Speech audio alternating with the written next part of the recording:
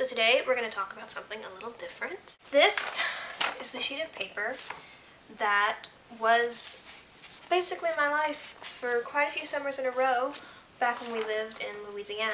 The summer reading program at the local library heavily influenced who I am as a person, and the library itself played a huge part in how I see the world, and it really had an effect on my goals in life. Recently, Louisiana signed a bill that says public libraries will no longer receive any state funding. My first thought after hearing that news was, this is gonna kill the library. That's it. If it doesn't kill all of the libraries in the state, it's probably going to kill most of them. The library will still get money from private donors and federal funding, but the federal funds only go toward specific programs, and those programs are not enough to keep a library open and well stocked. The reason state officials have given for signing this bill is that they are prioritizing education. But the thing is, this doesn't make any sense. As someone who lived in Louisiana for a very long time, I'm going to tell you a little bit about the educational system.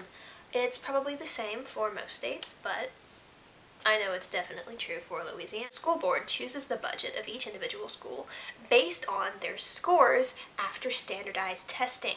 So the schools with the highest scores get the better budget and the better paid teachers. But at the same time, the schools in poor neighborhoods are given by the school board the teachers that frankly are just not as good. And so what you get are the richer neighborhoods get the better schools, and the poor neighborhoods get the bad education. Schools with better teachers and richer students get the better test scores, while the more urban and poorer communities get bad teachers, bad test scores, and low budgets all around. The town I used to live in fixed this a while back by not changing the budget around or, hiring better teachers, but by busing the teachers and students across town without much of a change otherwise. So the students that the system had basically given up on by the time they were 7 are being sent to the schools in richer neighborhoods without any other sort of support. What does this have to do with libraries, you might ask? Multiple studies throughout the years have shown that a well-stocked, well-funded library has an enormous effect on the grade point average of the schools around it. But not really the richer schools. It has a better effect and a much more noticeable effect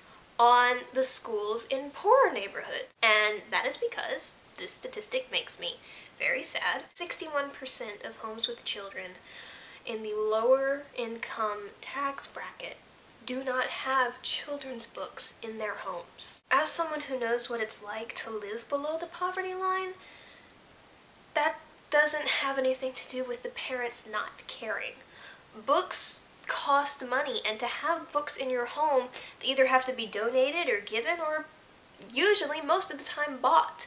And when you have to choose between a winter coat that fits your child and a book series for them, you tend to choose the coat. But that's not to say that books are not a necessity in a child's life. Being read to from a young age has an effect on the child's educational skills as they grow. It stimulates brain development and is very important for a child to be a member of productive society. The library in the town I used to live in Louisiana, understood this, and they had multiple programs aimed at children. And the juvenile fiction section always had a new shipment of books coming in. The parents who could not afford to buy their children's books took advantage of these programs, as they should.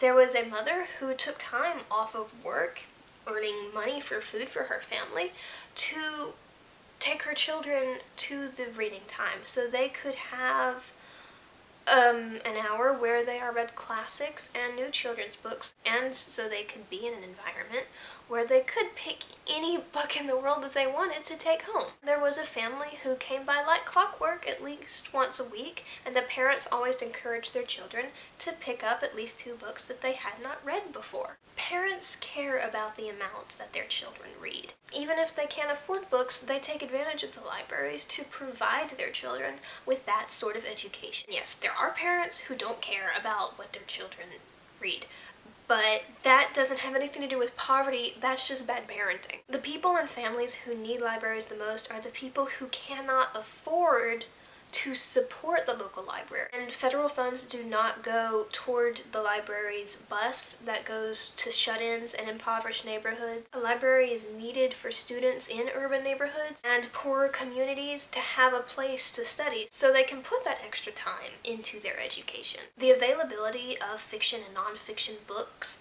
in a child's life has a direct and almost immediate effect on how well they do in school. Government cannot prioritize education without prioritizing libraries. The town's grade point average and the local library have an effect on each other. They go hand in hand. I am constantly surprised and disappointed in officials and politicians' inability to understand this, no matter how many studies and statistics they are shown. Someone once told me that the politicians in Louisiana have to make these cuts, and it's the only place where cuts can be made. But that's just flat out wrong. The Louisiana prison system is probably the most screwed up prison system ever. Per population, Louisiana has 3 times more people in jail than Iran.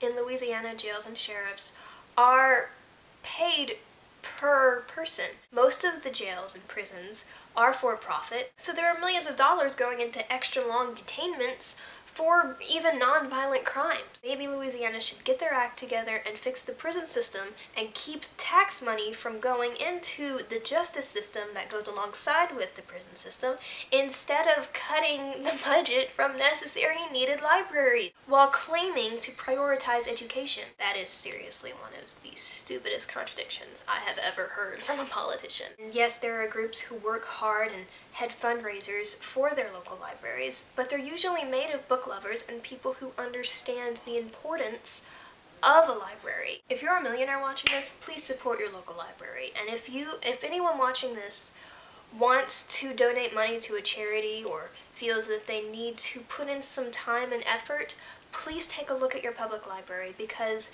they are often looked over when people go looking for places to give. Yes, a library is books, but it's also a place to be yourself. It's a place of good education. It's as sentimental as this might sound. It's the future. This is my library card from the town I used to live in, and it says "the world in your pocket." I think that this budget cut might potentially be taking the world away from children. That might be a bit dramatic, but it's true. When you can read and explore your own life and the lives of those around you, it really does mean the world. The library in my hometown might not close this year, or the year after that. But without something changing, I fear it will soon. Please look up what bills in your state affect your local library, and write letters and make phone calls to any politician that you can contact. Please, please do what you can, because this is not a question of, oh no, it's the books. This is an incredibly important issue.